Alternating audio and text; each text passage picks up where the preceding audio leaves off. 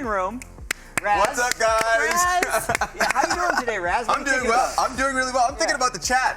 Where's my phone so I can start talking to the chat? Oh my! Also, Kangas. Hello. Welcome. Happy to be back. Thanks for having me. What are you up to? Just you know, arm wrestling tournaments. I actually have something for Raz to try out here. It's a test. Can you close the gripper? Give it a Before shot. I failed this time, does it save the weight? You're trying to sabotage me. No, This is 200 it's pounds. lightweight. It's lightweight. You got this.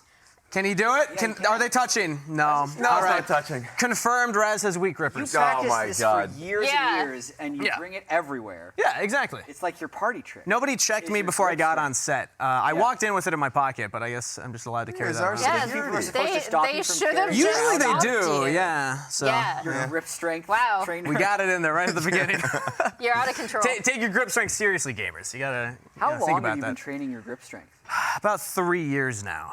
Are you sure it's not longer? I feel like I've heard Yeah, stories of same. Kangas grip strength for Yeah. the past decade. Maybe I'm just gifted, you know? Yeah. It's With just, grip you know, strength? Everyone starts somewhere. Okay.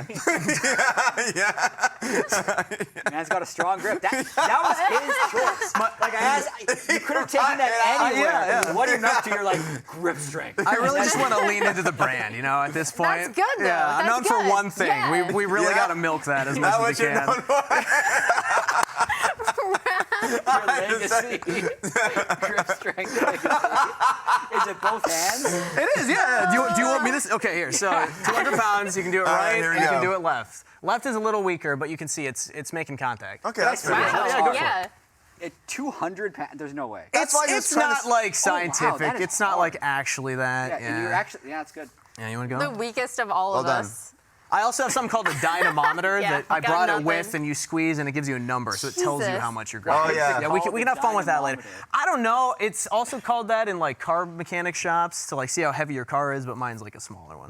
Okay, Chow wants us to move on. Yeah. I think so. I think so. Standout moments from week one. Emily, what do you think of the first week of LCS? Quick quadra-kill at Baron, right? I think this is, like we jokingly said, this is the thing that won him Player of the Week, right? But there are a lot of things going on. The coolest thing for me, narratively, is that obviously his ex-Gen G Challengers teammate, Pays, had played it in their series against T1 hours before this match, and he flashes the Gen G flare there. But I think, obviously, we can talk about should Energy have turned, should they have made a more unified decision there? Yes, but being able to bring out the Ezreal mid, I think it was great to see Quid kicking things off where he kind of left off as our spring MVP. And then additionally, his flexibility, because we've seen, obviously, here's the Ezreal mid. I know a lot of people remember the Aatrox mid flex. I really like when 100 Thieves use their flexibility with their players, and I think Quid is doing great. No. On the same tone with mid laners, so I had APA. APA Nice. was a standout for me because I think, like, I just wanted to see the continued growth that we saw at MSI. We ended up still seeing that. The solo kill was one big moment for me. Sure, it was a mistake that came through from quad, but it was not just the solo kill, it was the team fights that followed. They play side lanes well. This is the kind of continued growth we wanted to see. And if you compare that with the regular season of last split, night and day. So he was just a standout player in my eyes. And I know it was difficult for us when we were talking about Player of the Week. His name came up, Berserker's name came up, and ended up being Quid, of course, because of the team fight that you had just mentioned around Baron and just overall performance. But we want to see if he can still be a great mid laner, and that's what we saw from him. They didn't even include the best replay where he was typing. That's what the That's crowd true. reacted to last That's week. true. Yeah. I mean, he's known for typing almost as much as you're known for grip strength. Wow. Yeah. It's good to know your corner. Yeah. It's close. What was your standout? My standout, personally, I thought Dignitas as a whole was a big standout for me, but specifically Sven. Because coming back to the AD carry role, I wasn't sure where he would stack up to the rest of the competition, but I was very impressed, especially that game one. I know that he wasn't able to maintain throughout the entire series, but game one in particular, I just felt that there was a lot of unknowns around this whole team, a lot of players returning to pro play, but it felt like they came out of the gate swinging, even though I've heard some of their scrims haven't been going super well. Yep. At least on the stage, we did see one very solid game from them, and I was just very impressed with Sven as a whole. Yeah, I mean, especially having to make the role swap to support and then come back into the position.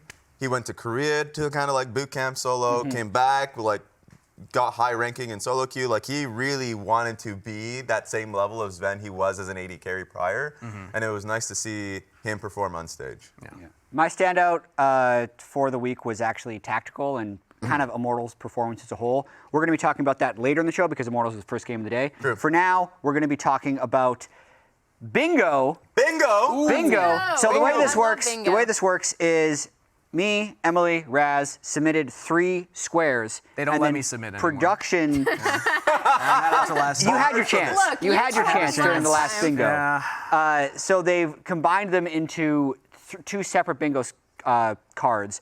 My squares were going to be Skarner's banned every game. Nidalee not picked. Just no Nidalee. I think teams have been Ghosted scared the off the entire Nidalee. draft. And then specifically Jensen Oriana. I think Okay. if that happens, those are my 3 bingo squares. Emily, what'd you pick? I picked Ziggs, but specifically bot lane. You're trying to ruin Bot us. lane. Yeah, I am trying to. So I think bot lane Ziggs is actually really viable. We've seen AP flexes bot. We just saw the Talia from Kwangdong Freaks over in LCK. I think the meta is open enough that we could see it, Yeah. especially with AD mids. Who plays it? I actually think TL might flex it and Yone might Okay. play it. But we'll see. And then Brand Jungle, I want to see it. I think it's really strong. And then some sort of lane swap, which we saw from FlyQuest. I thought they were dead. They are not.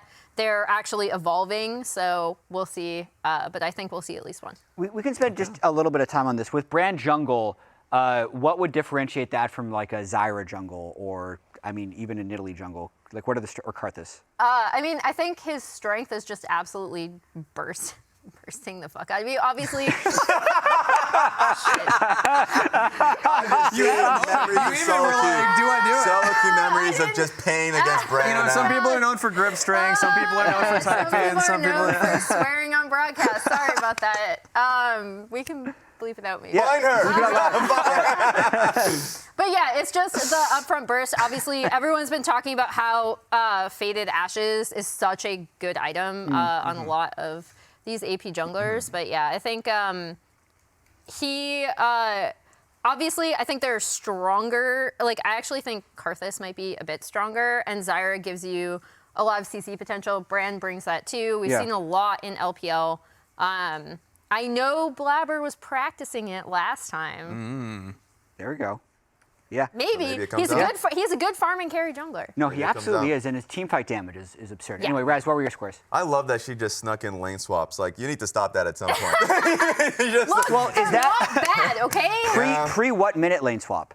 I you gonna left define? it open, right? Okay, thank God. So Okay. like, yeah, but Yeah. like anything past 6 minutes is like a lane assignment. Can we just Okay, say? so Yeah. 6 minutes is your cutoff. Yeah. Got it. And then you can see from my squares, I think Talia is going to be flexed. I'm going bottom up for some reason. Talia is going to be flexed. I had my mentality be towards like from mid to jungle, but I'm completely open with the idea of bot lane, as you mentioned before we were on broadcast that it was played in LCK. So like Talia flex, Adwanimo's picked jungle. She's just becoming a bit absurd right now, and she's literally getting first picked at the moment. So I think that's going to be the case. Ezreal mid.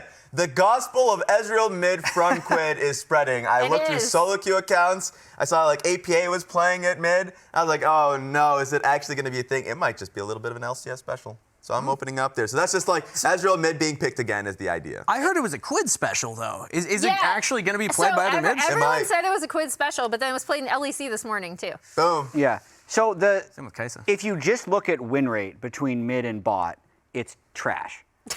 Like, it's 7% worse win Yeah, rate in yeah. mid lane than bot lane. Yeah. However, Yeah? I think the only way you pick it is if Tristana mid is already locked in and Sure. known. Because in that case, you're going to avoid the all-in lane because you're always going to be able to arcane shift a Trist jump onto you. And if you keep your passive stacks up, at least what Quid was able to do is he was actually getting push on the Tristana. So like if you can get push and then get gold on Tristana, that's going to be fine. But I think it can do like any control range matchup is going to be bad. Plus, people are going to talk about you way more if you play Ezreal mid as opposed to Corki mid. And you might win So- player of the series Yeah, there and you the go. week like Quid did. That might happen. Bar's been set. I'm seeing a completed. Am I moving us along? Because I already Yeah, see you see the completed squares. So these are squares. We have a Baron square and a Dragon square. It's the same 9 tiles. They're just in different orientations. Yeah. So apparently I heard a rumor that chat can vote on which one they think will win. Okay. Oh, okay. And then you'll get, and then if you hit bingo first, you win. Okay, I think it's I'm- channel points or something like that. Yeah. So It's something. which one do you think is more likely to happen, basically? Yeah. Put your channel points on that one. I'm liking Well, Dragon we a need to bit. pick. We need to persuade the masses. I'm liking Yeah. Dragon.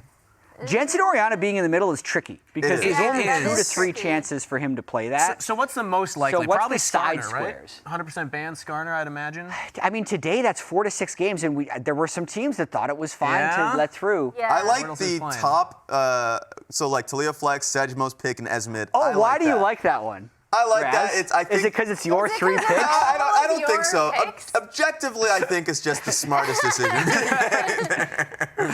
Yeah, I mean, I You get a actually, special prize if that's the bingo. I actually do agree with you, Raz. I think Dragon top line would be my pick for the most likely. So And guys, that's just not make it even- easy for us. I would appreciate I that. think that's. And I can that's take the case. credit on that one. Brand Jungle's hard. Jensen Oriana is tricky. Ziggs bot is rare. Yeah. Yeah. Oh, top line Baron is also pretty likely. Oh, that is. Oh yeah, well, lane yeah. swap Sedge. If we're just tracking today, Yeah. right? Yeah. If we're just tracking today. Yeah. I think we'll get it today. I have faith in Jensen. Yeah. I think he's going to pick Oriana. So I'm going Dragon, Esmid to Node in Italy. I think so. So, Kangas, I've also heard that you have presentations prepared. I do, Ooh. yes. So I know that you all like to talk about players at an individual level, but I Yeah. want to take the conversation outside Okay. a little Okay. bit here. Okay. I have an idea. Everyone here has heard the idea of an elevator pitch, right? Yep. Yes. Yeah. So anybody at home, if you've never heard of an elevator pitch, it's basically the amount of time that you have in an elevator with somebody that you're trying to sell them something. Sell them Yeah. an idea, on a product, maybe on yourself. So I'm going to try and sell you, and more importantly, the audience and the orgs on some players that I think deserve the limelight. There's a lot of change happening, right, in the league Okay. going into Okay. next year. These are the players that I think everybody should keep their eyes on, specifically from an org standpoint, to invest in. And I've created some presentations. Now, I'm going to demonstrate the first one, Yeah. and then I actually have presentations for all of you. Now, they've never Yes. seen these presentations. About us. Not about you, about players that we're going to see today, but they've Okay. never seen these presentations. So this is going to be brand new information for them, and you're going to have to give presentations on them. But here, let me give an example. This is why I think Licorice should be Dignitas's franchise player. Okay.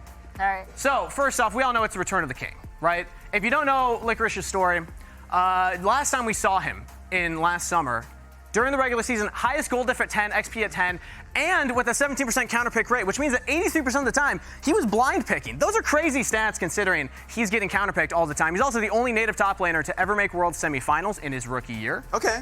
Along with that, he's the only NA top laner to ever beat an LCK team in best of 5 also in his rookie year. Did you know that? Only NA top laner. I do now. You do now. I do now. Return Yeah. of the King, baby. Second reason, Sven just isn't marketable enough. You know, if you're going for a franchise player, What? Whoa. franchise This player, is the unfortunately, he's most beefing with like half the presentations league. ever.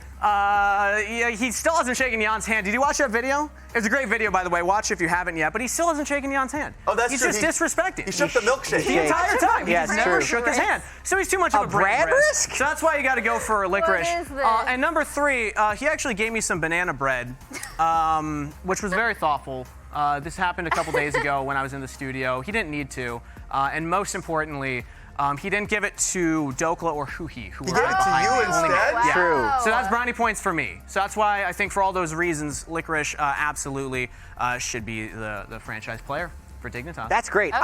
I've also learned not only does he carry around a grip strength trainer all the time, he Yes. also has PowerPoints in the elevator. He's Yeah. a go-getter. Yeah, for the elevator pitches, which I is do. great. Raz, apparently All right, you're Raz, next. you're going to be up You're next. Yeah. Oh, I'm gonna kick Get this up out here. of the park. I'm gonna kick Get up this here, out of the Raz. park. Let's go. I'm bringing the Teddy with me. Raz doesn't even get to control the I slides. still get the controller, so Kangas Raz is has no Yeah. idea what's about to Wait, happen where is here. the, oh, you still have No, the I have controller? it. Kangas I'm in is control pumping right it now, for you. Raz. Are you ready? I am more than ready. Why Can't wait to hear. Sniper should be a 100 Thieves franchise player? I think this is an obvious choice, but as I get out of the way, let me show you a few reasons. Rookie of the Split stats. Immediately led the league in solo kills. I knew that. You knew that. We shoved it down your throats, and he shoved it down the throats of every top laner in the league. Highest GPM of all top laners. Damn right, that man is making money. And 100 Thieves should be paying him more too to increase his gold per minute in real life. Second highest DPM of all top laners. Hell yes, that's why he is the king. He is King Sniper, General Sniper, youngest player in the league. And we cherish that. All right. Marketable to Zoomers. Marketable to Zoomers for sure. A lot of the movements that he's been making whenever he's emoting is I don't understand them. And I hate the mewing, so that's the one thing. Healthy hands. That can't be his hand. No, I'm pretty sure. No! I think that. We're covering that one. That's not. No, stop both of these. No, Viewing no. is disgusting. First of all, it's the worst TikTok trend of all time. All right. We'll move on to the his next one lineage then. is proven to generate scholars and warriors, all very true, and most of this is in the Shura family tree.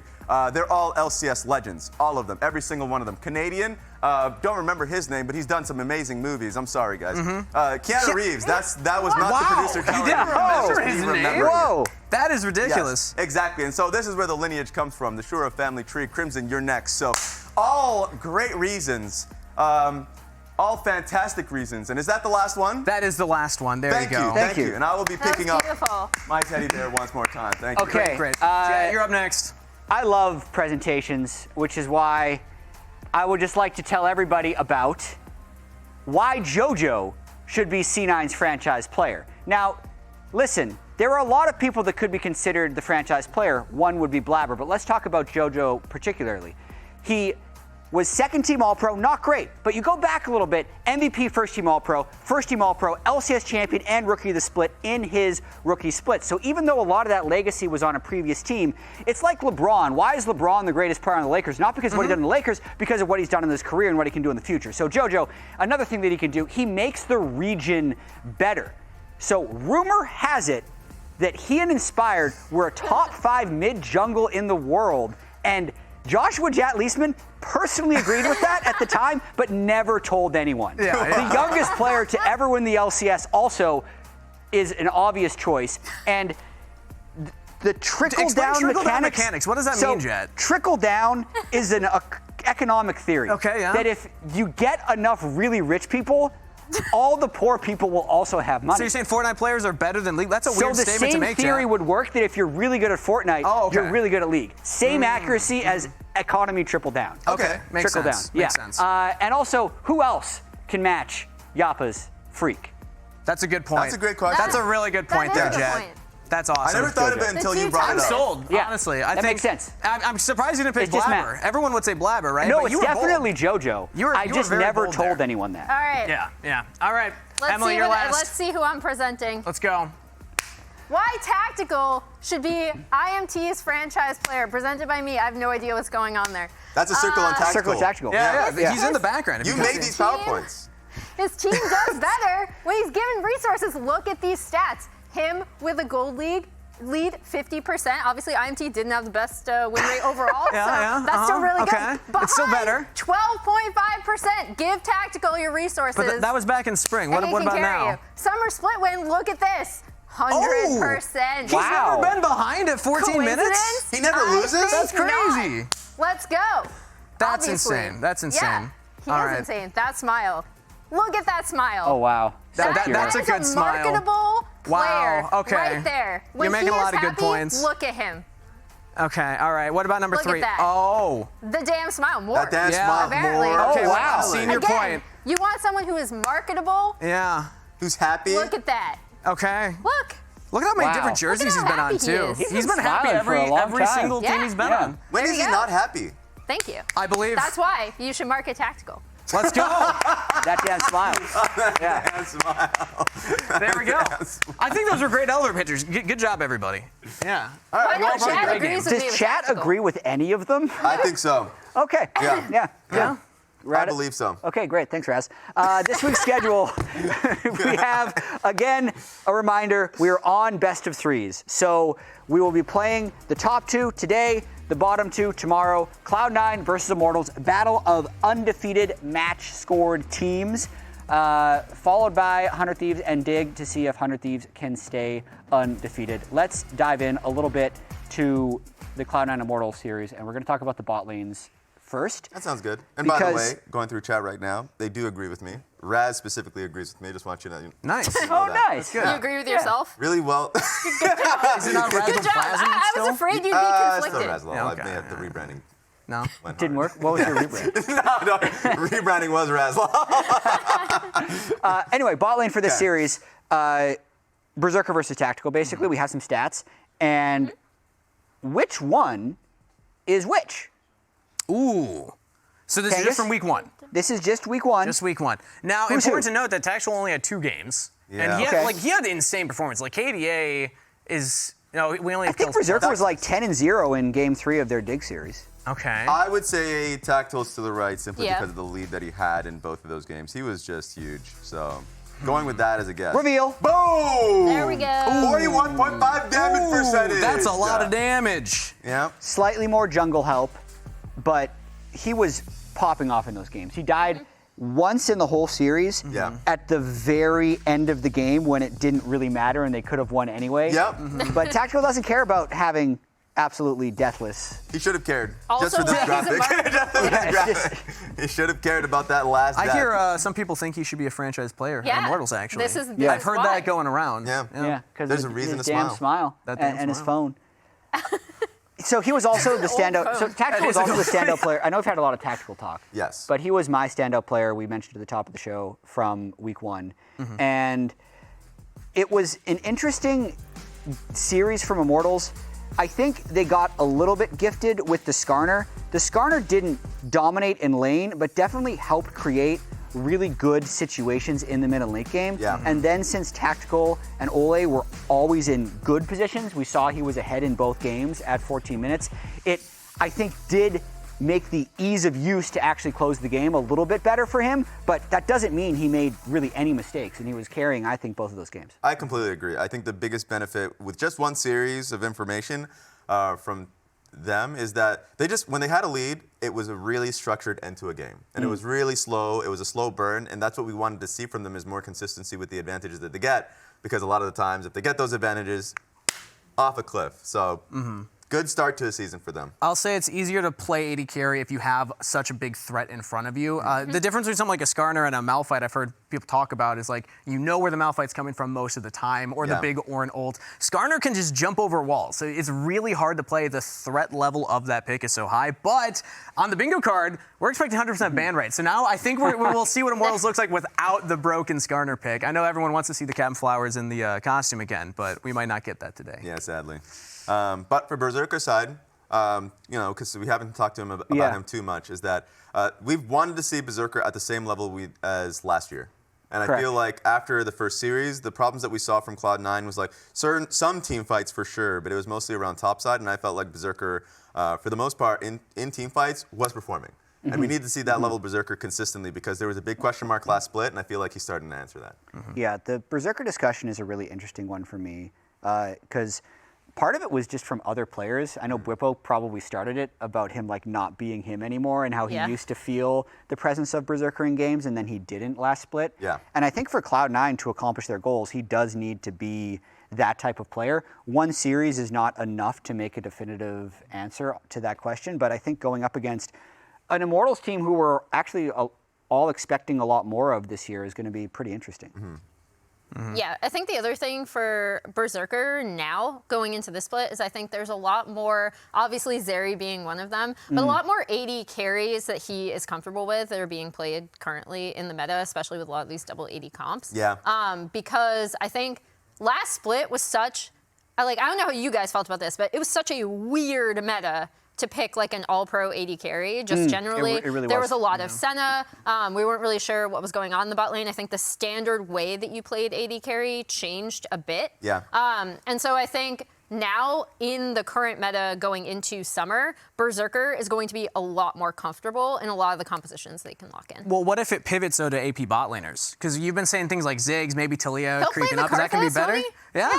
Tactical? Okay. Because Yeah. like Tactical, that's the one beauty and benefit of his play. Tactical Ziggs. I should have picked the Ziggs for Yeah, tactical. that's what I'm talking about. I didn't think about it. I don't think that was on the bingo card, right? Yeah, you so can as long say as he you Then picks you it. asked me, and I was like, Yone. No, it should have Yeah. been tactical. You're Exactly, right. because he has been somebody that's more than willing to play stuff like Twisted Fate. That was Oh, not I a good bot lane from trolled him. That was not a good game from him. But in Yeah. general, like he's a creative player. Yeah. And if the meta changes, he's the one that will change. In fact, him and Olleh, Senna meta, fantastic. You really can't Yeah. predict them. Sure. They'll play a lot of different Senna lanes. And so from IMT side, just like trying to figure out what the draft is going to be difficult. Yeah. But for C9 side, I don't think I think they blue side banned Senna Like they're now a little Yeah. bit more unwilling to play and prioritize Senna because you don't really see them as like a great Senna bot lane, and they'll try and play something more standard like the Zeri pick. So it's more about how they play team fights on C9 side, and from IMT side, I think it's more so about their draft. Yeah, and another big story for C9 in the offseason was the acquisition of Thanatos. Yeah. Super high player from the LCK, and I think it's really interesting in this series because he's going up against Castle,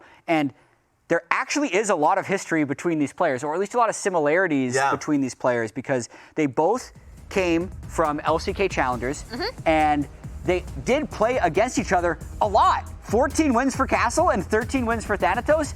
Ooh. And the fact that Castle came over to the LCS, Thanatos came over second. Now, if you consider their strength as a prospect in the community perception, it's Thanatos up here, and like, oh yeah, Immortals has that Castle guy. Yeah. But was an interesting thing we saw in the preseason, the Travis Gafford video, where he had coaches and players do power rankings. Nuke Duck gave us like a little tidbit that he had scouted Thanatos last year, and that based on what he saw, he thought Castle was a little better at the time. So it's a bit of a throwaway statement, but in terms of wanting these two players to be on the same level, right now the perception is Thanatos greater than Castle. But Castle, I think, would definitely want to fight back at that perception today. Yeah, it depends on what you need from your top laner, because that can also skew what a coach is looking for. But do we think Thanatos is what Cloud9 needs, or last week did it show that he is what they need? Because I'm still not convinced that like Thanatos is fixing Cloud9's problems that we saw from Spring. And I just pretty much agree with you. I think their problems were never going to be like a mechanics problem. Yeah. They had the talent last split. It was more so getting them on the same page. Yeah. So I think the Reaper pickup is probably the bigger focus if you're trying to talk about the problems that they fix. But that being said, Thanatos is still a really impressive pickup. And so like even with the quote that you had mentioned, I was like, I saw Castle's games, not in the split that Thanatos, he was not playing the most recent LCK CL split in which Castle had played. I was like, ooh, I didn't see good games from Castle. But then we go into Spring Split, Castle plays incredibly well. So I'm really hyped up for this matchup now. Knowing the hype that Thanatos had and had played when he was playing individually in the LCK CL, and of course like Castle last split. Yeah. Emily? I think I'd be curious to see C9 play around Thanatos, and you saw some peaks of it in the later games in the Ziggs series, but I'd be curious to see them play around Thanatos like they played around Fudge originally, which is just literally like stacking waves top, diving, getting him into a position where he can just control that entire wave on carries. I'd be really curious if they try something like that with Thanatos, because I think that would serve him really well. A box that I was thinking about putting in that bingo was Thanatos Vayne pick. I was thinking about it. That was one of the options that I had, but it didn't pass the test because I remember seeing his solo queue account. He was playing a lot of Skarner and all that. I was like, okay, so he's just Skarner abusing. That's fine. And then, like, immediately afterwards, he's like, damn it, I'm just gaining elo, and he goes for Vayne picks, Twisted Fate picks. He's going range picks, and his Vayne is like 80% win ratio right now in solo queue. So like, So he didn't fix his problem. He's just gaining more MMR. He's just that good. No, he's he just might that it good. worse. Dad. He might He's just exactly. that good. Now he's Vayne abusing, but he might pick it up. And so like, if we're thinking about what Thanatos was great at, is when you put resources into him and start playing towards him. Yeah. So I wonder in one of these games if they give him the Vayne pick or the Twisted Fate and let him just go. Yeah, I think last week, just to really close the topic of Thanatos, he had some flashes of pure talent, and then he had some whoopsies too. So I don't expect him to immediately clean up those whoopsies. But the theory of just sign talent, even if it doesn't fix your problems, can work in the long term, especially. Predictions for today, as we have about a minute before we send it to Kangas talking with the coaches. But let's look at the predictions. I'm the only one with the Immortals. I almost flipped. I thought. So the fact that all these are 2-1 as well means that we're giving Immortals a lot more respect than we were last year. That is true. Yeah. But personally, I'm just disrespecting Cloud9. But Whoa! Explain yourself. So I don't think Thanatos fixes Cloud9's problems, and I still think we saw a lot of echoes from Spring in their Week 1 match. Now, it is only Week 1. They still have time to fix those, and like you said, get Thanatos up to the same par as everyone else, but I don't think it's going to happen in 1 week, and I think that Immortals look good enough, and hey, maybe Thanatos thinks that he can play Vayne into Skarner, and Immortals just keeps getting Skarner. You know, you never know. Here's the problem when we talk about C9's problems is that we stop thinking about IMT's problems. Even with C9's problems, where did they end last split? You saw that smile? It's right there. Yeah, Oh, we okay, still got it. that's fair. It is in that direction. Yeah. They don't have to see it, but we see it. if they win today, their win rate percentage will be as high, guaranteed, or higher than all of last split. Yeah, for because them. they were four wins, but Good best for of them. But threes you are never basically have, twice they as have a important. 100% win rate against Anyway. this year. C9. We're out of time. Kangas, you talked to the coaches before the games. Let's check that out.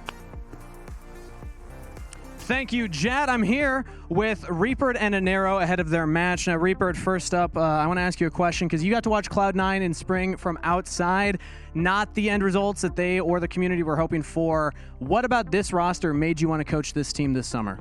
Obviously money. It's good to be honest. Anything about the players or the roster in particular that you were excited for coaching? I was joking. I was wondering how the JoJo looks like could be with working with me, and I was wondering like how I can redeem Blaber back to his like prime form. So I was wondering those kind of things, and then obviously Berserker and VULCAN had a like rough split last season. So I just want to have like I saw their potentials like before, but last season not quite there yet. So I was kind of hoping that if I'm joining that team, I can probably change them. No, that's in my mind. Yeah. Reaper can change them, everybody. It's a good mentality to have. But your opposition over here, Anero, this is your first time working with Thanatos, and now I've heard from the Immortals social posts, Castle and Thanatos actually have a little bit of history against each other, with Castle having the winning record. But I checked the tape, and you have about a 26% all-time win record against this man coaching head-to-head. So my question for you is, what matters more, your top lane's win percentage or your own as a coach? Does my win percentage matter at that point? At 26%, that's fucking unrecoverable, man. I don't know. That would be nice. I think I'd like it more for Castle, you know, personally. How confident are you in your top lane because of the history that they have against each other? Pretty confident. I think Castle is too. I think it was Joey told us internally he's like 14-13. So he feels pretty good. That's a huge percentage difference, you know. Massive. Absolutely insane. Final test for you, Anero. Can you close my 200-pound gripper? This is going to be a test for everybody at home, putting you on the spot. You got to make him touch. Swapping it up, trying a different technique. Not quite. Reaper, you want to give it a shot?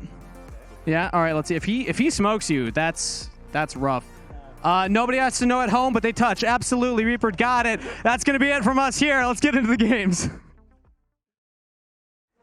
League, the final frontier.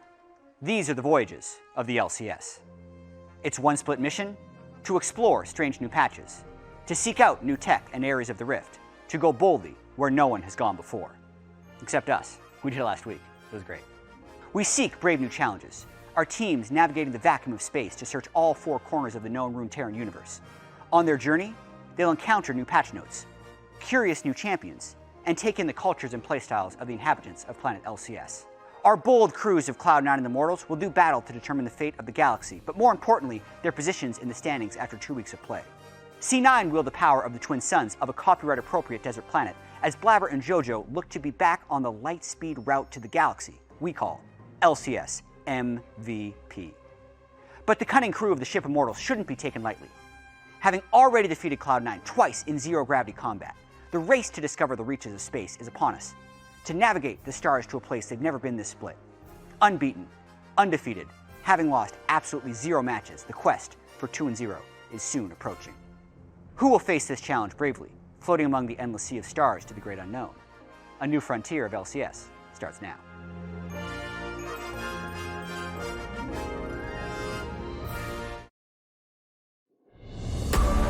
You guys wanna trash talk? Be as good as this guy. I run this league.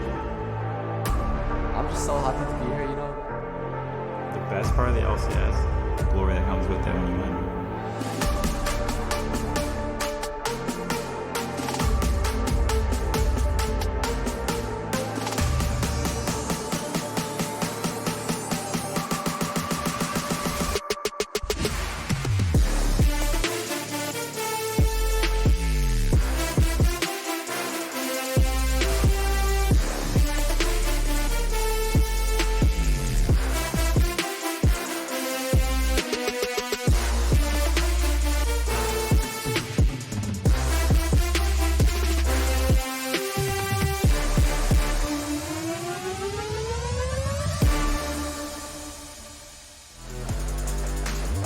Welcome back to the new look for LCS Face-Off. It is time for week number 2 here for Summer Split 2024. My name is Captain Flowers. I am joined by Isaac, Azael Cummings-Bentley back here on the desk with us here in this second week. And special guest star Emily Rand is once again going to be joining for a TriCast here in game number 1. We're kicking today off with a best of 3 between Cloud9 and Immortals. How are y'all feeling about this one? I'm feeling good. We brought in Emily to boost the ratings, you know, to get us going here for the first game. I mean, this is a closer matchup than I think people might realize based on the numbers on paper, right? Because do you know who has 100% win rate against C9 this year? I'm going to guess. Immortals. I was going to say, using context clues. Yeah. I'm thinking it might be the boys in green here. They beat them both times in spring, as we already have bans coming through. One thing I do want to call out, I like the targeted Jace ban against Mask. That's one of his best champs. And then obviously, Armao is an Ivern enjoyer. Yes. And teams have been taking that off the table for him.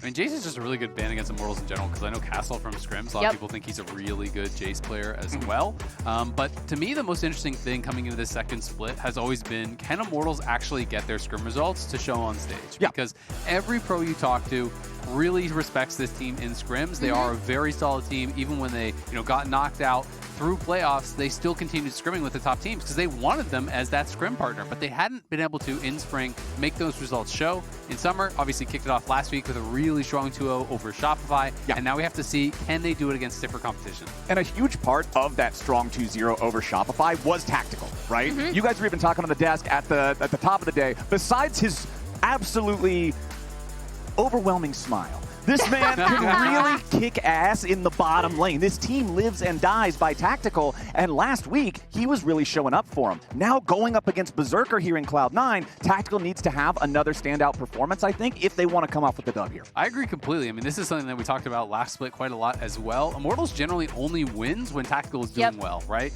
They're not winning a lot, but they kind of need him to be starting off on that right foot, because he generally is their main threat towards the later stages of the game.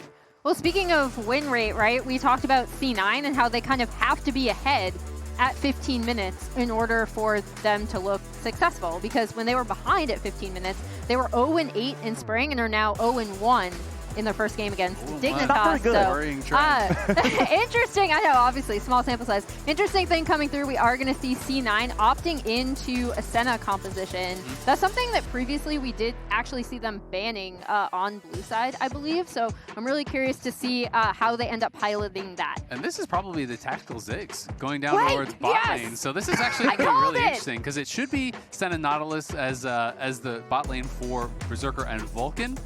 And we are seeing almost exclusively Corki mid. You see it sometimes AD, but mostly it is going to be played mid. So I'm assuming that this is going to be tactical playing that bot. I think it makes a lot of sense as well, because they do have Armao who's going to be playing this jungle champion here. AD mids have been so popular. You need an AP threat, and if you're not going to have like a Karthus or something that's a really strong AP threat from the jungle, drafting it from bot makes a lot of sense. And with that Corki being the first pick of the draft for Immortals, the immediate response from C9 was to lock in the Yone, presumably for JoJo. Obviously, Yone does still have flex capabilities, but most of the time you are seeing him there in the mid lane.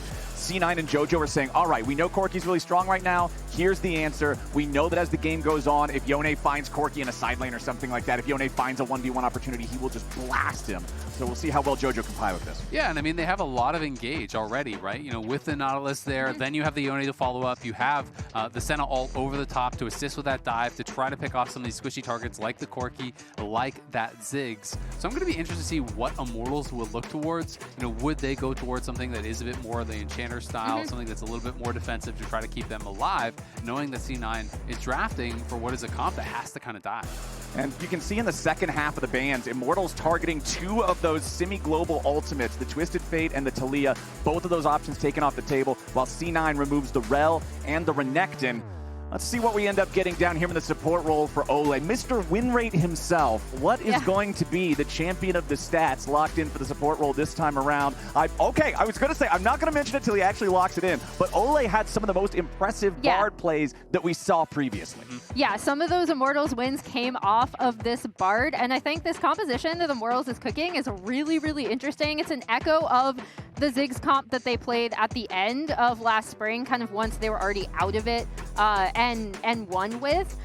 So I am really curious. We see the Karthus hover from Blaber. He is going to lock that in. So that is also a really interesting lock-in for C9. I love AP jungle carries right now. Yeah, he was able to get, 2 wins on it in spring. There were 2-1 on the pick. He is really strong on it. And I do think, with some of these kind of telegraphed engages, the Bardol can also be used defensively. At times you can try to use it to immune Nautilus ult and things like that. If the Yone is coming in over the top. And it's going to be Karthus, so a lot of backline access here. You have Gnar going to be diving in with the Yone, with the Nautilus, and then you have these long-range ultimates, these global ultimates from the Senna, from the Karthus, that are going to be there to assist or finish these backliners off. So we'll see if Immortals are going to be able to actually survive here. I feel like Rocket would be pretty critical for Olleh in this one. And it's going to be Lee Sin getting locked in. So either it's Maokai top or it's Lee Sin top. And we have to see what Castle is actually going to be bringing out here. Yeah, I think that's Castle on the Lee Sin top. So okay. Lee Sin top. I mean, you have plenty of tools to be able to close the distance on the Gnar when he's in mini form. You can safeguard forward, slow him down with the Tempest Cripple, or if you can manage to weave those sonic waves in between the minions, you can seriously do some damage to this guy while he's in that more vulnerable form. It's a very interesting pick.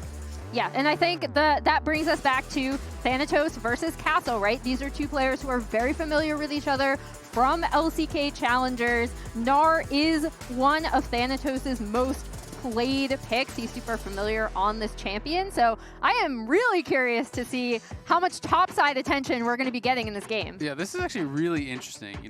Globally, even around the world, there was only 4 top Lee Sin games, and that was all in spring. There's been none in summer, and that's including all regions, not even just major regions. So this isn't being played anywhere. I haven't really even been seeing it in solo queue lately at all.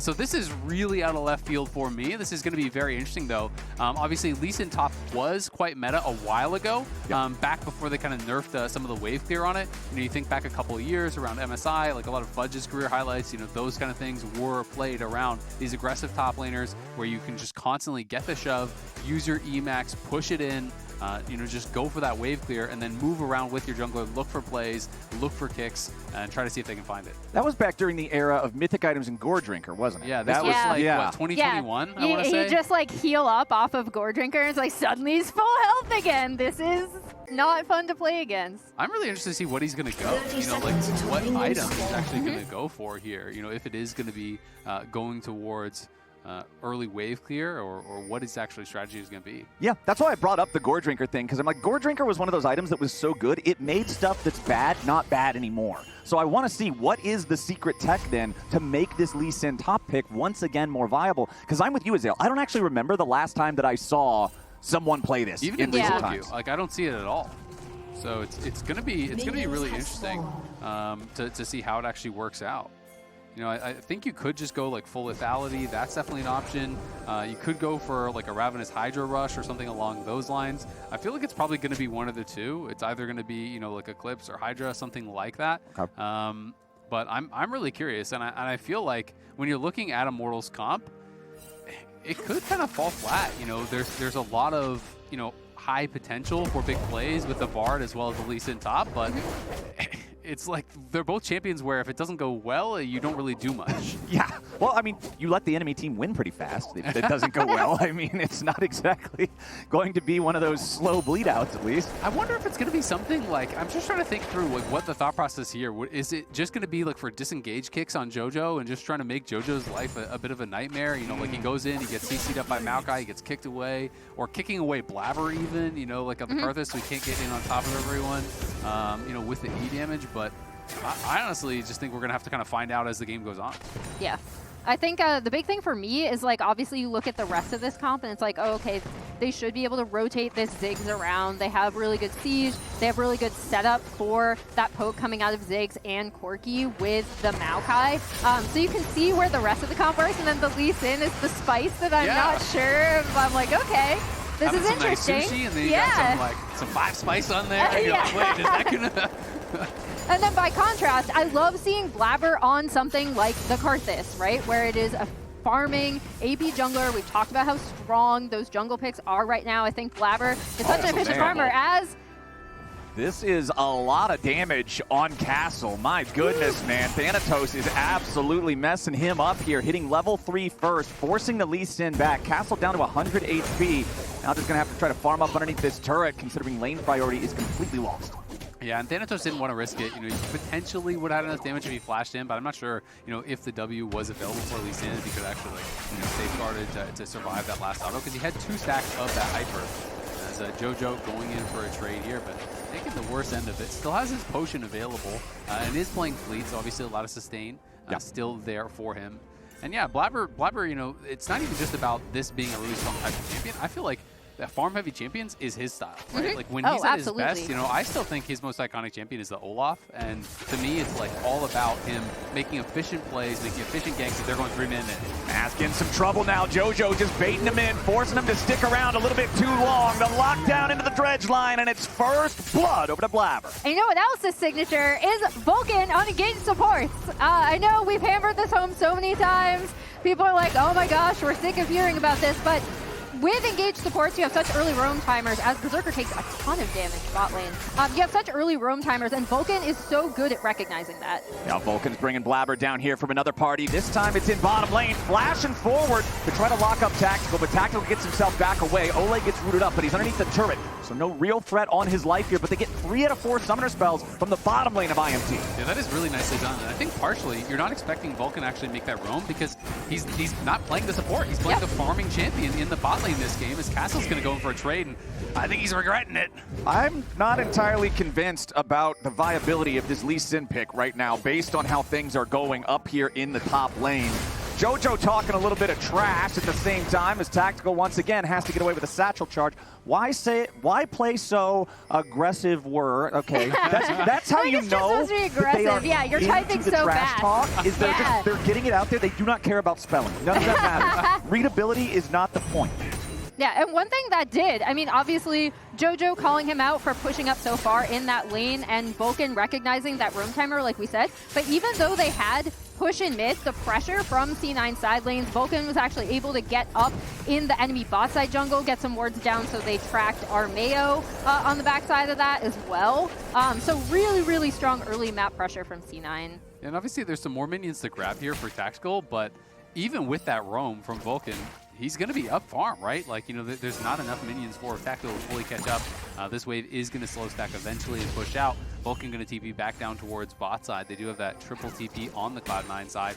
And Blaber is just really farming fast. It feels so bad when a Karthus gets ahead of the pace of the game, because it's almost impossible as the enemy jungler to keep up with how fast this guy can make stuff happen on the map. Oh, he got double scuttle, first blood, after a 6-camp clear. That is really going to accelerate his game. You can see the Fade's Ashes, obviously, were already completed. He's up 500 gold. And generally when Karthus is ahead, Karthus just keeps getting more and more ahead. He's so suffocating as a jungle presence, right? But just by default, he is winning. So if you're not slowing him down, that's just going to be the state of the game. And right now, nobody's slowing him down at all. Grubs, first 2 already secured for the side of Cloud9. Blaber's got help to try to guarantee that there's not going to be any real challenge here for the third one. C9 feeling great about the first 6.5 minutes of the game. Yeah, it's going really well for them. Berserker even gets the 4 souls off the back of that, which is always really nice to get that extra little injection. Castle at least is staying relatively even in farm up on top side. Obviously, it is that advantage to Thanatos. And he did have the pressure in that lane. He's the one that's actually chunking him out. But I want to see where Castle does go with this, right? Because he obviously, has this prepared. He is one of the guys that I know, does like some of these creative picks. He was cooking a lot with, Top Zach early on and things like that last split. So going to be curious to see what he can get done. I mean, it was also the last pick of the draft, right? One of the things that I feel like we've criticized of North American teams for years at this point is, what value are you deriving from 5th pick red side? This is what they were cooking. It's spicy like you're talking about, but I have to see if it's edible. Spice does not always equal flavor, so let's see how good this is really going to end up being. Because right now, again, I'm just not that impressed with how the lane is going, but I really am interested in what you were talking about earlier, Isaac. Is it all about kicking Karthus out of the team fight? Is it all about knocking Yone away so the dive doesn't accomplish what they need? Yeah, I mean, it can be one of these things where it's like, it's not working, but it might be a compositional pick, not a lane counter, right? So, going to be interested to see how that works. We have seen how he's trying to trade in this, when we panned up towards top top side. He's basically, just safeguarding to a minion. He's throwing down the E to get that Tempest Cripple onto the Gnar. He's trying to find these little trades like that, but has not really been pressuring Thanatos whatsoever, and is going to, I think, really have to get it a lane to make something serious happen, because if you can't bully the Gnar early, you're generally not going to be able to bully him as he gets level 6, as he starts getting really strong. And right there is exactly what you were talking about, just trying to jump in, get those quick, snappy trades. Always when the Gnar is in mini Gnar form, you do not want to jump in on the big one. We saw how that goes in some of those earlier moments where Thanatos nearly found the solo kill on him. Cloud9 still sitting at just a little bit more than a 1,000 gold lead here. Feeling really good about the state of things. No Drake taken yet by either team. Sometimes early on when you see those Void Grub takes, it's traded across the map for the other objective, but not quite the story that's going to be told right here. As Jojo, still a little bit behind compared to Mask, but that's what you would expect early on for the Yone. Well, you mentioned the Grub take, but they were actually able to rotate down, essentially, get vision of the area, and now that will be C9 taking the Drake. So the thing that's been impressive about this game thus far is the fact that C9 have had such a good, strong idea of where they've needed to be on the map. And Blaber has 2K in pocket. Like, he has not faced for a long time. This guy is just power farming every single camp, dead on spawn, both scuttles, both objectives. He has gotten everything off the map. He's going to go back to base, and he's going to have a pretty big buy here. And we'll see what it is going to be, as Thanatos going to be forced back, as he was in mini. All you need is Faded Ashes, man. Yeah. It just clears your jungle, right? Feels good. Yone gets full build with Berserker Greaves. Karthus gets full build with Faded Ashes. Bamps after only. Yeah, we've got some nice early power spikes here on the C9 comp. And with that first Hex Drake, with those first 3 grubs, with the only kill on the board 10 minutes into the game here, everything is going their way in the early game. Jojo trying to use that Soul Unbound to get as much damage as possible on Mask. He knows that the Corki doesn't have a whole lot of mana here left to work with, but a nice little use of the Caretaker's Shrine there from Olleh that set that up, makes it so Mask can continue having his control over the lane, as it looks like Jojo's going to go ahead and take the opportunity for a back here. Does have TP to return to lane. Exactly, and Mask isn't going for the kind of greedier build with First Strike. A lot of times you see Corki play First Strike into these melee matchups to farm a little bit more gold, but he is playing a little bit more defensively, obviously, with that fleet footwork, trying to make sure he stays alive, as he's going to miss that cannon, unfortunately. That's a -1. As we see both teams sending their bot laners mid to try to scrap around mid.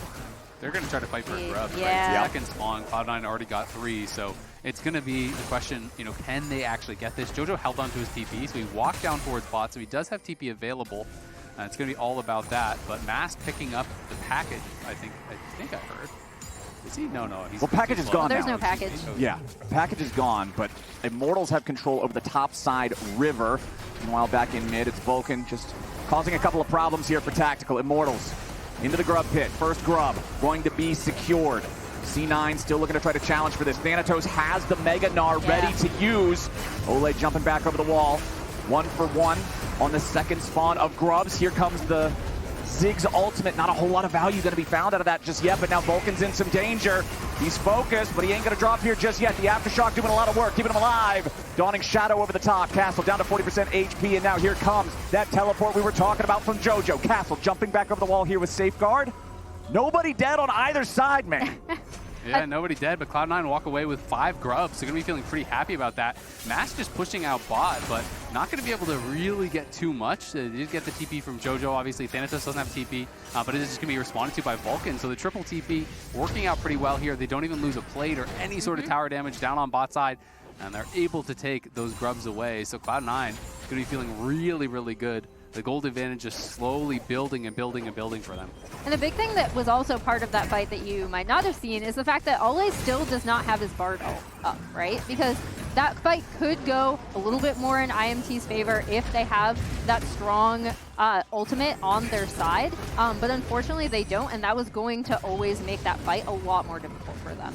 I mean, it's still a 1-kill game, but Cloud9 is up almost 2,500 gold. The advantages that they've found through their farm leads, through the turret plates they've been able to capture, are just really starting to become a problem for Immortal. 2,000 gold, 12.5 minutes into the game is a big deal. Yeah, and I think we've set up the 2 battles, right? So Tactical does have a gold advantage over his opponent, right? We're gonna see this. I know, that's true. Senna lanes, never mind. We don't even have that. But C9 are up a good healthy amount at almost 13 minutes. And we see, again, this team can look so clean when playing from ahead. I think they've done a really, really good job of covering the map. In particular, I love VULCAN on this farming Nautilus. I think it really allows him to, because he does recognize, again, those early roam timers to set up that kill for JoJo when Mask was pushed out. And that's been actually a huge difference maker, even though we haven't seen a lot of kills follow through after that. And I mean, Immortals has just been so on the back foot, right? It's been Cloud9 dictating every single play. They haven't really gotten even chip damage on any of the towers, it feels like. So the Ziggs has not really been getting a lot of value, you know, has just been used for wave clear, has always been on the defensive here. You know, it doesn't mean that Immortals can't then collect that gold a little bit later on, but no plates with the Ziggs comp. It's going to feel pretty rotten.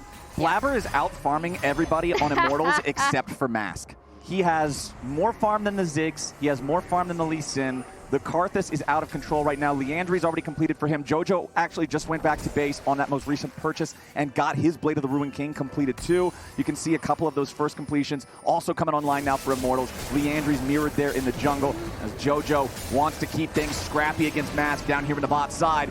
Armao firing off the ulti, locks up JoJo, but he's already so far away, it won't even matter, man. The Yone, it's just so easy for him to get back out of danger. And meanwhile, Immortals trying to make that play in the bottom lane means C9 had more resources to throw into the Drake as the trade-off. They're going to go up to a 2-0 Drake lead now as well. Yeah, JoJo didn't feel threatened whatsoever. Didn't even actually, you know, use his ultimate defensively there. He just snaps back, eats the root. It's completely fine. He saw that Mask wasn't really chasing. Blaber just kind of threw out the Requiem to try to dissuade them from chasing in, and it's another objective, another advantage going the way of Cloud9. Triforce now done for Thanatos. It is the Eclipse for Castle, so figured it was going to be that or Hydra, but it is just going to be Eclipse, obviously pretty good damage.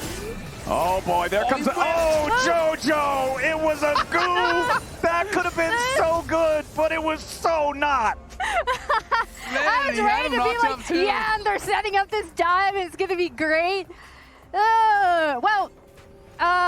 I do want to call out how well C9 are piloting this composition, right, though, because we'll turn to something good, except for that part. Is that the composition, not the end? Yeah, the composition. All right, fair. You got me there. I think we had talked about how, like, okay, do C9 want to play Senna? We talked about how Berserker might be more comfortable in the current meta because if Senna is out of the picture, you can then play stuff like the Zeri, you know, if you're defaulting to other different ADC options. But I really love this composition for C9 specifically because of Blaber, right? Like, again, farming AP junglers is just something that's just such in his wheelhouse, and so seeing them come out with this kind of comp is really cool. Man, Armao is once again looking for JoJo, and JoJo once again does not care at all. Using that Soul Unbound to constantly put the pressure on Mask and keep himself safe just makes it so all of the attempts from Immortals to try to stop this guy, try to slow him down, are just not working out. And every time they try, C9's getting something else. This time the cost of Armao being bottom is Rift Herald. Yeah, and they're going to try to potentially look for a dive here onto JoJo. We'll see if they can actually make it happen, but TP is available for Thanatos, so it would be risky. And Thanatos, or is that VULCAN? VULCAN's going to be the one TPing down to defend. So they had 2 TPs available. They do get 1, so at least it's worth the threat of that, but they just can't really get anything going. It's reading Rainbow for Immortals right now. Every single thing that they do, Cloud9's just like, oh, yeah, read that one from the book. Yep, page 1 right there. It doesn't feel like Immortals are really getting anything done. And JoJo, again, he's just fine. Yeah, really good sidestep there on the Bartle. Immortals getting a bit desperate at this point. I mean, when you're going on 17 minutes into the game and you're playing Maokai and you've done nothing but farm, it is really tough. You want to make those plays happen, but Castle getting low. They're going to summon the Herald here in Castle.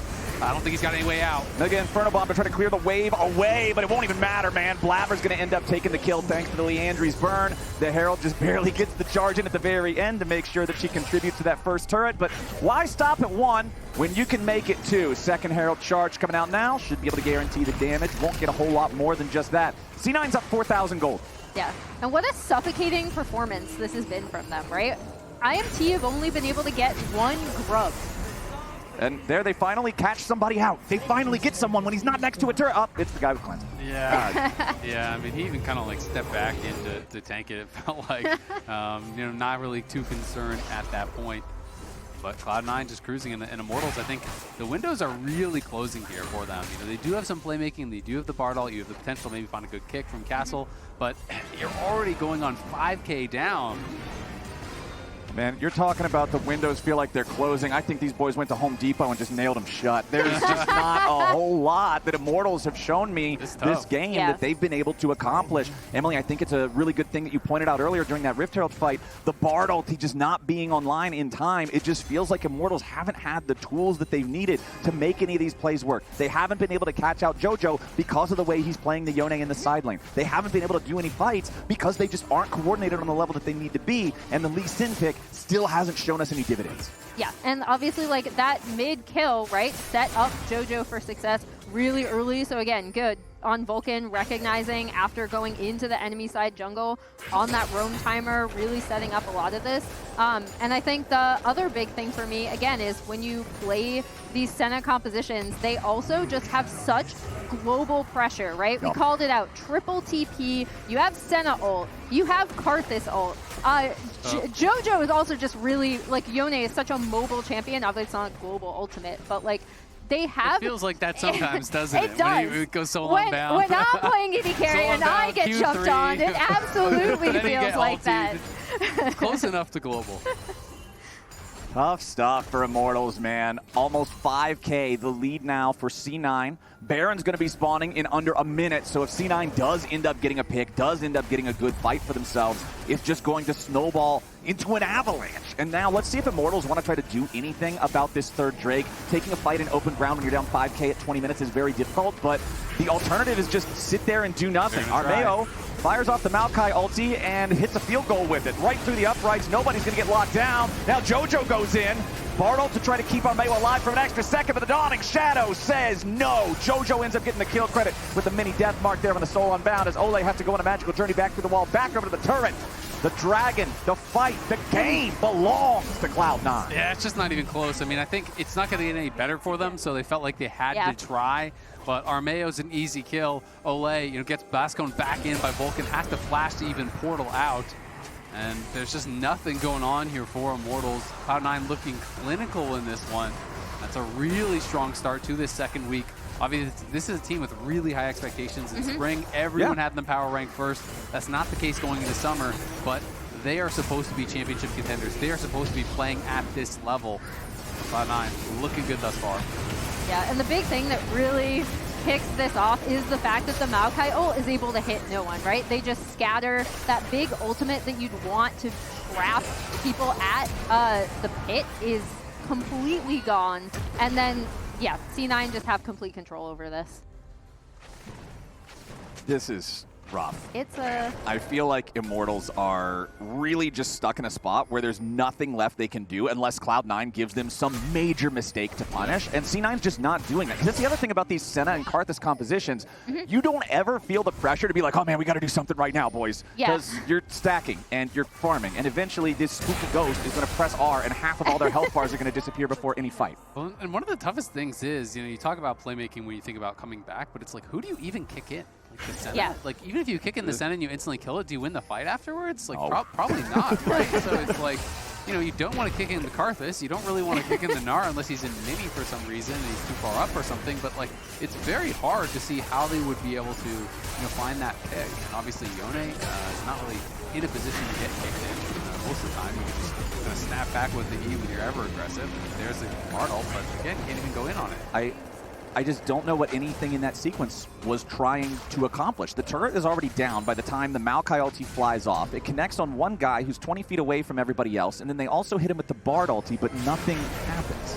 It seems very disjointed from Immortals, as now Olleh down to about 1/4 HP. VULCAN going to be taken low now too, but the problem is IMT has no damage! And Thanatos picks up kill number 4 for the side of C9. Olleh steps out of the way of the Dawning Shadow, and very importantly so, if that Senna ult would have connected, the Karthus burn would have finished him off. Yeah, he has the locket, so going to be able to stay alive with the locket, with the Guardian. It is a little bit tankier, but Cloud9 just going to go straight over to the Baron. Castle will have TP, but he's not up for 25. Yeah, Castle probably won't be around to be able to contest for this. Immortals have to try to keep these guys away, and that is at least the power of the Ziggs showing up. Immortals will not surrender the Baron this early, but C9 is up to a 6,000 gold advantage. you're against Ziggs, you're against Corki, it's a lot of poke. Yeah. That would be one of the only places probably that Yeah. Immortals could win a fight. So I think That's a big was like, mistake. wait a second. Yeah. Wait a second, why are we doing Baron here, guys? Yeah, I was waiting for the I was waiting for the question from Clayton's how do they get back into this? And it is kind of a Baron mistake, right? Because theoretically, IMT have a lot of really good tools in an enclosed space like this. If the Maokai ult and the Bard ult can kind of freeze people in place for that Corki poke, for that Ziggs poke to come in, it could end up being very dangerous for C9. But all of that stuff has to hit, and it has to be timed well. So do you guys count one grub as avoiding a perfect game? Yes. Yes, I actually asked Twitter, and they said A single grub avoids a perfect It's so game. hard to get a perfect game It nowadays. is. Yeah. It's It is. one grub is so easy to get. Yeah, it's really hard to do. You have to play perfect. So it's a no-hitter? Yeah. No hitters are really difficult to get. Yeah, it's pretty tough to do. This could be a no-hitter. You know? Well, I think Castle got hit a couple of times up there in that top lane against the Gnar, man. I don't... Because this is a damn near perfect game. I mean, it's like, I'm not going to curse it, but...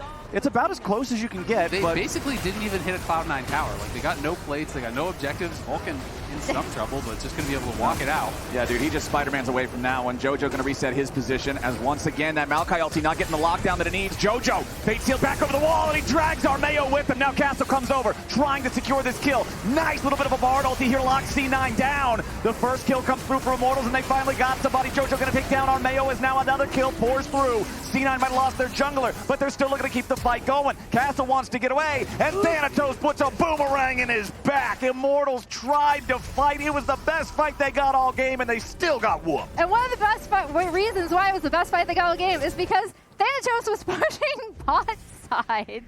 He wasn't even there at the start of the fight, and it was kind of like, okay, when are we going to pull him from split pushing in order to join the fight? Are we even going to need him? They do end up pulling him later on. He comes around the backside of the flank on that, but yeah, he wasn't even there to begin with. So we did see the window for IMT going into this, right? Yeah, it's a pretty nice setup, honestly. You know, they forced the flash out on Blaber.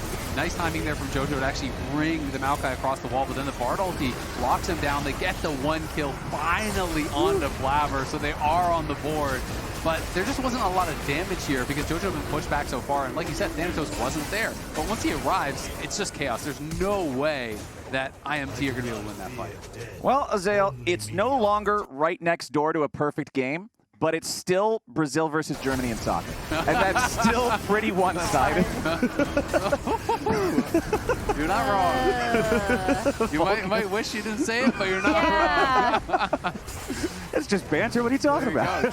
True. All right, Immortals, let's see what you can do. Can we banter for the dragon? Immortals needs to try to stop this one. It's already 3 Drakes over to the side of C9. Mask tries to get away there from the depth charge. He does manage to disengage far enough away that there is no follow-up, but C9's doing a great job just zoning these guys out. Armao can't get anywhere close because Berserker just keeps him forced out. Now Armao and Castle are both about to die to the Requiem. It ain't even going to matter. It's a 2-for-1 trade here at the very start, and they're about to make it 3. Olleh goes on a magical journey, but it's a journey straight to the respawn platform. Olleh running, trying to get away. It's just Gnar. Oh, never mind.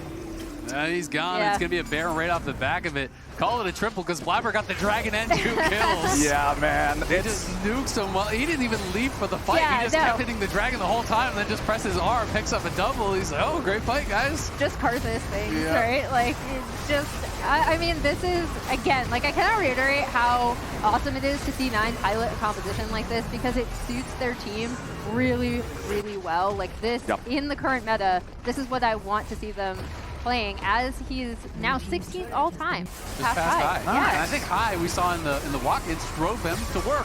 How are you going to do that? There we That's go. kind of messed up. Give you a ride earlier. They do at least take down Jojo, but it's just an unwinnable fight. Karthus is so strong. They have really struggled to make anything happen, you know, even with those playmaking tools. It was a good ult to start things off from Olleh, you know, that was very much earlier in the fight. He hit the Senna, but then Vulcan just walks forward, throws his R onto Mask, so Mask can't actually follow anything up. He's zoned out. Immortals just couldn't get anything going this entire game.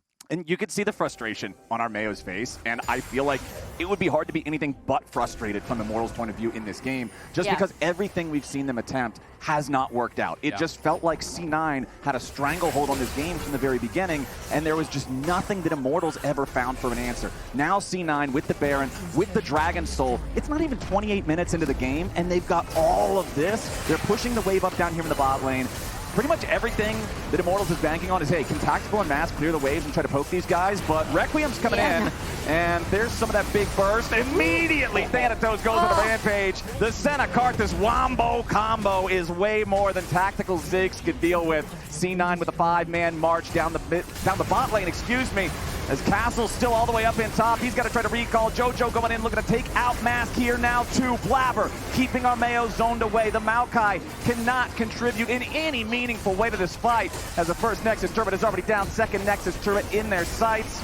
Jojo just jumping forward. It's just a formality for C9 at this point. Another Nautilus ulti, keeping Mask locked away. They're going to kill Armao. They're going to kill Castle. Mask still trying to stand and fight, but it ain't going to matter. C9 pad the stats a little bit and make game one look free. Yeah, that was not close whatsoever. And you know, I'm pretty open to new things. I'll try anything once, but that Lee Sin did nothing the whole game. I mean, it's tough because it's not like it's the Lee Sin's fault. Like everything didn't work. You know, they weren't able to get pushed in any lanes. They got no turret plates. They got like no objectives. They just got nothing going. But I just never really even saw what the thought process was supposed to be with the Lee Sin, because it felt like it was losing the lane. Didn't feel like it contributed in the 5v5 either. So I don't know. That was a tough game. Yeah, this is such a frustrating game to lose as well, right? Because if you're IMT, I mean, every game is frustrating to lose, but if you're IMT, you're like, I felt like I could do nothing. Like, I cannot think of a point in that game where it really felt like they had a lot of agency to execute what their composition wants to do, which is essentially get Ziggs out, get him mowing down turrets, and have your map coverage that way. C9 suffocated them off the map really, really early, and for me, it absolutely started with that Vulcan roam mid. Yep, it was a rough game one for Immortals, but a reminder for everybody out there at home, next week, the LCS will be on Thursday and Friday, the 2 days before you've normally been used to watching LCS here for the first couple of weeks. Just letting y'all know you have been warned. But also, we are going to be dropping one signature Ahri collection bundle this weekend. You can log in and watch on lolesports.com to participate. And now we're going to take a look at a content piece presented by Immortals. What's up, everybody? I'm Armao from Immortals Progressive, and today we're going to be playing Pictionary. Okay, I might need extra time. Yeah. Oh wait, this is actually not going too bad. Cats have bodies? What is this? How do you draw a body? Don't rush me, please. Give me extra time, please. 19. No, wait, it needs a tail. Stop. That could have gone worse. Soldier? It's actually a pretty good guy. It is a champion. Yumi. Yes. Yes. Good. Wait. No. How do you even draw his hair? That's pretty good. Done. Israel. Is it Israel? Yeah, it's Ezreal. Huh? There he is. It's right there.